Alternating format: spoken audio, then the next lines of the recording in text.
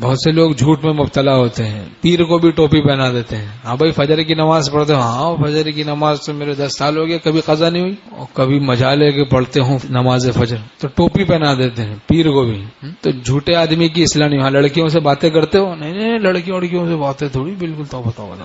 اور نمبر جناب دیکھو تو لگے ہوئے ہیں، رات بھر لڑکیوں سے باتیں کر رہے ہیں. آفس میں بھی لوگ گالیاں دے رہے ہیں، ظالم منحوس معلوم نہیں کہاں سے آ گیا، نحوست پھیلا رہا ہے، یہاں بھی بیٹھا ہوا کام دھندا تو کرتا نہیں ہے، معلوم نہیں کہاں رات شباشی کرتا ہے. تو بہرحال ہمارا شیخ رحمۃ اللہ علیہ فرماتے تھے کہ چہرہ ترجمان دل ہوتا ہے. دل میں گندگی بھری ہوگی تو چہرے پر اس کا اثر ہوگا، اور دل میں مولا ہوگا تو چہرے پر اس کا اثر ہوگا. سیماہم فی وجوہہم من اثر السجود.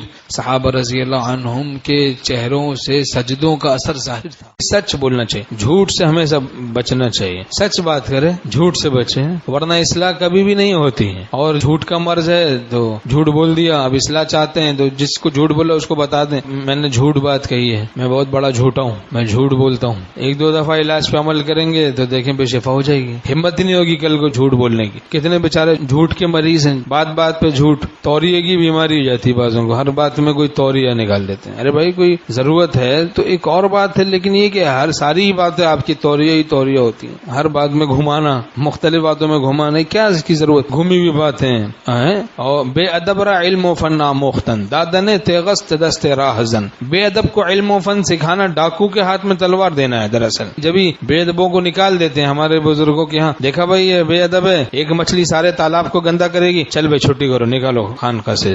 مرکز کی طرف جتنی توجہ ہوتی ہے اتنی دین میں ترقی ہوتی ہے، لیکن وہاں جا کے بھی کوئی گناہ کرے تو بہت ہی خطرناک بات ہے.